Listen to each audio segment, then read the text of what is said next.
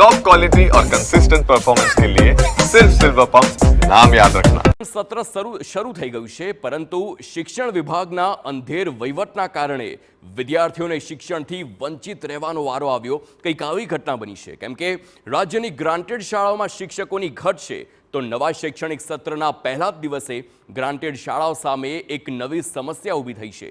રાજ્યમાં ધોરણ 9 અને 10ના વર્ગ ધરાવતી ગ્રાન્ટેડ શાળાઓ 4200 અને 9 થી 12ના વર્ગ ધરાવતી ગ્રાન્ટેડ શાળાઓ 3800 શિક્ષકોની તેમાં ઘટ છે।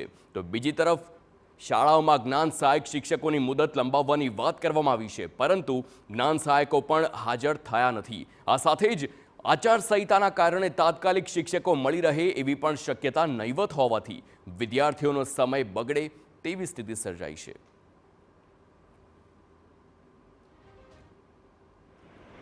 સમગ્ર ગુજરાત રાજ્યની સ્કૂલોમાં આ પરિસ્થિતિ છે।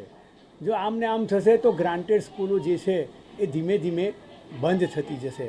માટે અમારી વિનંતી છે સરકારશ્રીને કે વહેલામાં વહેલી તકે જ્યારે પણ જે શિક્ષકોની ભરતી કરવાની હોય, જે પણ શિક્ષક રિટાયર થાય કે રાજીનામું આપે, ત્યારે તરત જ જે તે સત્ર દરમિયાન શરૂઆતમાં જ એ શિક્ષકોની ભરતી થયેલી હોવી જોઈએ। આપણા દિવસો નક્કી થઈ ગયા છે કાર્યના, પણ આ જે દિવસો બગડી રહ્યા છે એ દિવસો કોણ ભરપાઈ કરશે? આ એક મોટો પ્રશ્ન છે।